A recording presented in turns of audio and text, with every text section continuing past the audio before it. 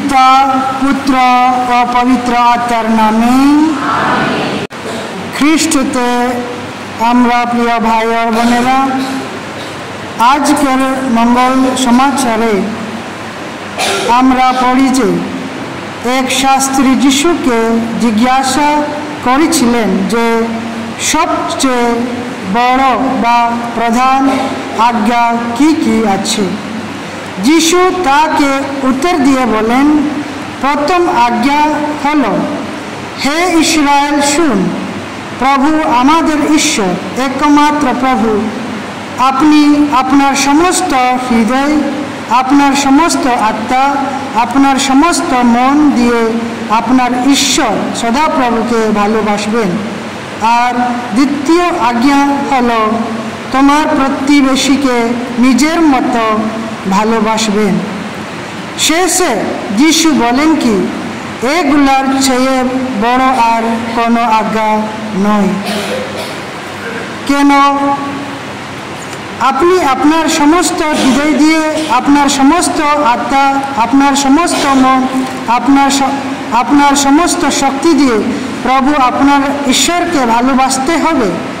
আমি জন মঙ্গল সমাচার অধ্যায় 3 পদ সংখ্যা 16 পড়ি যে, কারণ ঈশ্বর জগৎকে একটি ভালোবাসলেন যে তারা একমাত্র পুত্রকে দান করালেন, যাতে যে কেউ তাকে বিশ্বাস করে সে বিনষ্ট ন হয়, বরং অনন্ত জীবন দেয়।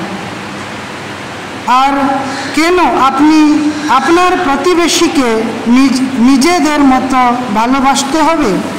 আমি প্রথম জন অধ্যায় 4 পদ সংখ্যা 19-20 পড়তে পারে যে, আমরা ভালোবাসি কারণ ঈশ্বর প্রথমে আমাদের ভালোবাসতেন।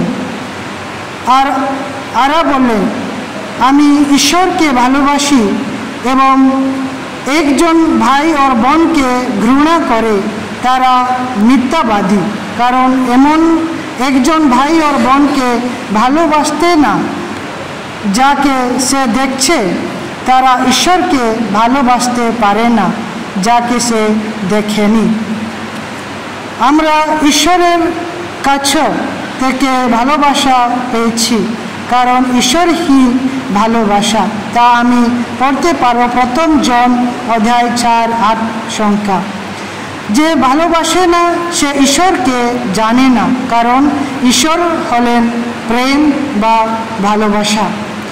সত্য হলো যে অন্যদেরকে ভালোবাসা, এমনি কি নিজেদেরকে ভালোবাসা, একমাত্র উপায় হলো আমরা সকলকে সাথে ঈশ্বরকে ভালোবাসতে বেছে নিই এবং ঈশ্বরকে আমাদের ভালোবাসার এক এবং একমাত্র কেন্দ্রিত বা ফোকাস করতে হবে। তাহলে আমাদের ভালোবাসা অর্থপূর্ণ হবে এবং আমরা যত বেশি ভালোবাসা ঈশ্বরকে এবং প্রতিবেশীকে, ততই আমরা বুঝতে পারি যে আমাদের জীবনের আমাদের যে ভালোবাসা রয়েছে তা আমার প্রভু যিশুর কাছ থেকে পেয়েছি আর শিখেছি।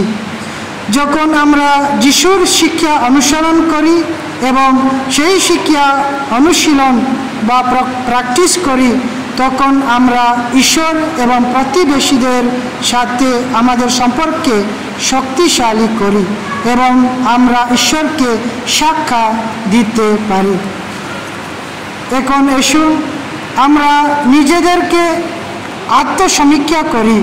আমরা কি ঈশ্বর এবং আমাদের প্রতিবেশীদের ভালোবাসতে ব্যর্থ হয়েছি?